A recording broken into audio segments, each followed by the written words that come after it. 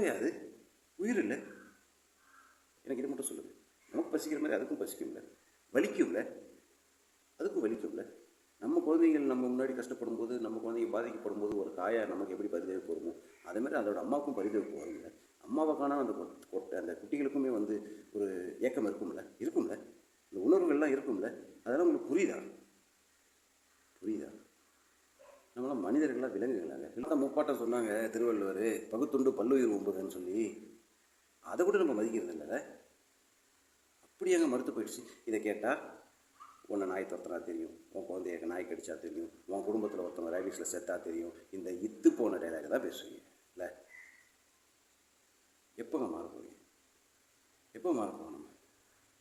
இல்லை, எனக்கு என்னென்னா, இன்னும் எவ்வளோ பாவம் தான் பண்ணப்போம். இந்த பாவம் புண்ணிய கணக்கெலாம் விட்டுடுங்க, பாவம் புண்ணியம்லாம் நம்பிக்கை இல்லைன்னா விட்டுடுங்க. ஆனால் ஒன்று உண்மைங்க, தலையை மேலே இப்படி தூக்கிட்டு எச்சு தூக்கம் நம்ம மேலே தாங்க வரும். உட்காந்துட்டு இருக்க கலையை விட்டுன்னு வச்சுக்கலாம், கீழே தான் வரும். அதில் உங்களுக்கு நம்பிக்கை இருக்குல்ல, என் பிள்ளைங்க வாழணும், என் குடும்பம் வாழணும், சுயநலமாக இல்லை. சரி இருக்கட்டும். கொரோனா வந்ததில்ல, கொத்தா போட்டு போச்சிட்டான். ஈம சடங்கு கூட பண்ண முடியலங்க. ஞாபகம் இருக்கா? மறந்துட்டீங்களா? பெத்த பிள்ளைகளை உங்களால் தொட முடியாது. கொரோனா வந்துச்சுன்னா கிட்ட போக முடியாது, நெருங்க முடியாது, கை கொடுக்க முடியாது. திருந்தலை மனுஷன் ஒன்றுத்துக்கும் இல்லைன்றது கொரோனா மூலியமாக உங்களுக்கு புரியல. மனித உயிர் தான் இங்கே முக்கியம்னு சொல்லிட்டு பதர்கள் இந்த கமெண்டில் போட்டு வைப்பாங்க.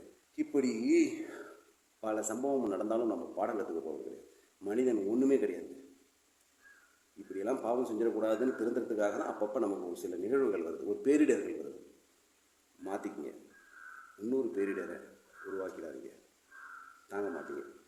உங்களை மாற்றிக்குங்க. அன்பு பாராட்டுங்க, கருணை காட்டுங்கள்.